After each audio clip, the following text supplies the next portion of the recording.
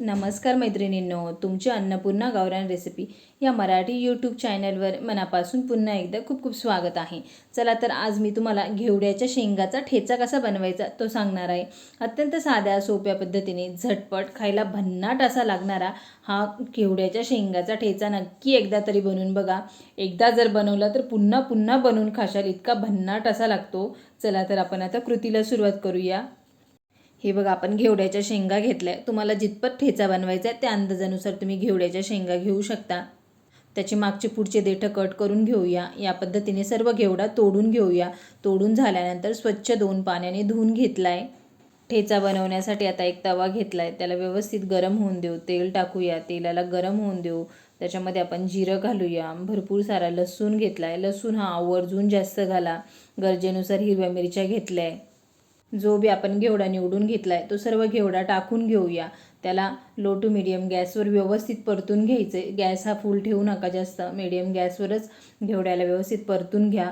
घेवडा परतल्यानंतर त्याच्यामध्ये भाजलेले शेंगदाणे टाकूया. शेंगदाणे भाजून घ्या, नाही तर कच्चे घेतले तरीही चालेल. त्याला तेलामध्ये व्यवस्थित परतून घ्यायचे. त्याच्यामध्ये आता आपण चवीनुसार मीठ टाकूया. तुम्ही जेव्हा बी घेवड्याचा ठेचा बनवशाल तो घेवड्याचा ठेचा तव्यावरतीच बनवा. तो खायला खूप चविष्ट असा लागतो. त्याच्यामध्ये आता कोथिंबीर घालूया. कोथिंबीर ही आवर्जून घाला. तिला आता या शेंगांमध्ये व्यवस्थित परतून घेऊया. ठेचा बनवण्यासाठी आपलं मिश्रण तयार झाले. या पद्धतीने व्यवस्थित परतून घ्या. जितकं व्यवस्थित परतल्या जातं तितका ठेचा खायला चविष्ट असा लागतो. आता आपण गॅस बंद करूया. एक खलबत्ता घेतलाय. त्याच्यामध्ये जे बी ठेच्याचं साहित्य तयार केले ते सर्व टाकून घेऊया. मुसळीच्या साह्याने सर्व ठेचून घेऊया. हे तुम्ही मिक्सरमध्ये पण दळू शकता, परंतु या पद्धतीने ठेचून घेतला ना त्या ठेच्याची चव वेगळीच लागते खाण्यासाठी. सर्व ठेचा ठेचून झालाय. त्याच तव्यावरती आता तेल टाकून घेऊया. तेलाला गरम होऊन देऊ. तेल गरम झाल्यानंतर हिंग पावडर टाकूया. हिंग पावडर ही आवर्जून घाला. जो बी ठेचा ठेचून घेतलाय तो सर्व ठेचा आता आपण ह्या तव्यावरती टाकून घ्या. त्याच्यामध्ये आता आपण थोडीशी चिमूटभर साखर घालूया. साखर ही आवर्जून घाला. कोथिंबीर घालूया. तिला व्यवस्थित मिक्स करून परतून घेऊया. जितकी कोथिंबीर वापरशाल ठेच्याला तितका ठेच्याचा कलर पण छान येईल आणि खायला पण चविष्ट असा लागेल.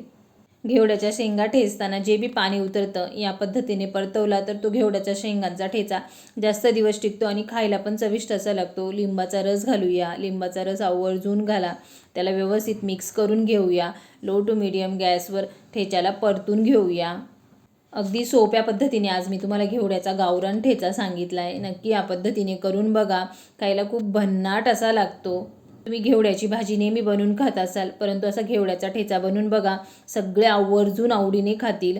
आवडल्यास लाईक, शेअर, सबस्क्राईब नक्की करा व या पद्धतीने घेवड्याचा ठेचा तर नक्की बनवून बघा.